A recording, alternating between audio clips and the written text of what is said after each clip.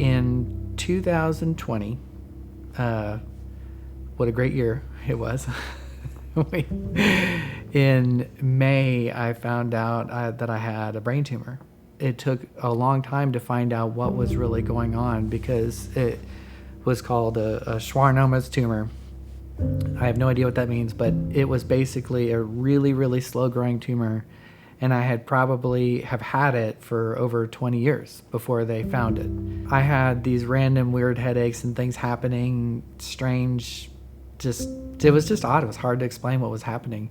Eventually, I was like, okay, look, I don't know what's going on, but I feel like I'm dying. The sad part is that I think there was times that I was like, I want to die because this is so terrible. That was in March that they finally were like, okay, let's get an MRI. Let's order an MRI. Let's find out what's going on. We thought it was like my neck or my back or something like that. I finally had an MRI done, and they found a tumor at the base of my skull, at the top of my neck.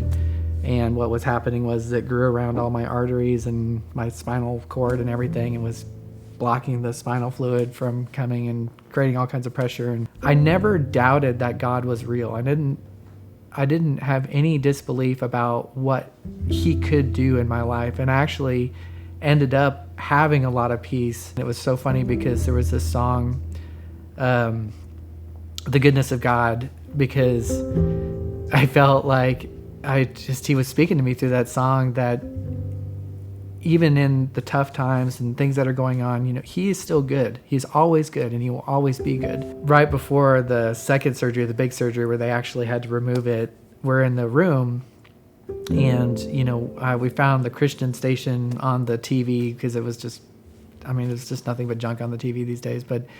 And that song came on literally when they were coming in to get me to wheel me out of there. And I just think that both my wife and I both knew that it was going to be okay. So I had this weird peace about it once we finally, it was basically Wednesday when they found the MRI. And I was admitted on Monday and had my first surgery on Tuesday to relieve the pressure in my head. And then the next Wednesday had the tumor out because it was so severe.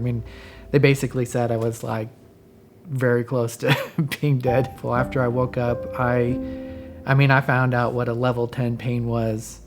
And they were giving me morphine every 30 minutes at one point to try and make it so that I could get through the night. I had to relearn how to swallow. I had to basically relearn how to walk. I couldn't talk. My vocal cord went dead. I looked at Jessica at one point, and you go to boot camp and you do these things, and it's like you're supposed to be the leader, and right, you learn how to be a man and what that really means. And I know that doesn't mean being tough, but as a guy, you want to be. I've always been the guy that can fix things, that can do stuff and be there for my kids. And I looked at her at one point and I was just like, I'm so sorry, because I couldn't even hardly sit up. I couldn't talk. I couldn't walk. I didn't know if I was going to be able to walk again. I realized in that moment how important community is. Granted, I'm married to Jessica, but I've really relied on a lot of people in my life afterwards to help me recover from this. There have been times I've just been mad and upset about what happened, and why am I here now, and why did this have to happen to me? And I actually had to forgive God for this whole deal, because, and not that he made it happen, but in some way it was allowed to happen. And it's hard to accept sometimes the cards that you're dealt, but you got to remember that he's still good. he's still good. He still has good for you, and there's a plan and a purpose for everything that happens in your life. I can tell you now that today, over 3 years later, that I am healed. I can speak, obviously. So many miraculous things have happened. I'm still working through it. There's still things that I'm working through. And I know that what I can see very clearly is the times that I am not close to God, I'm really closer to the darkness or the things that would be, it's like they just never stop talking, you know? And I found that like the closer you get to God, the further you get away from those things. I mean, because there's stuff.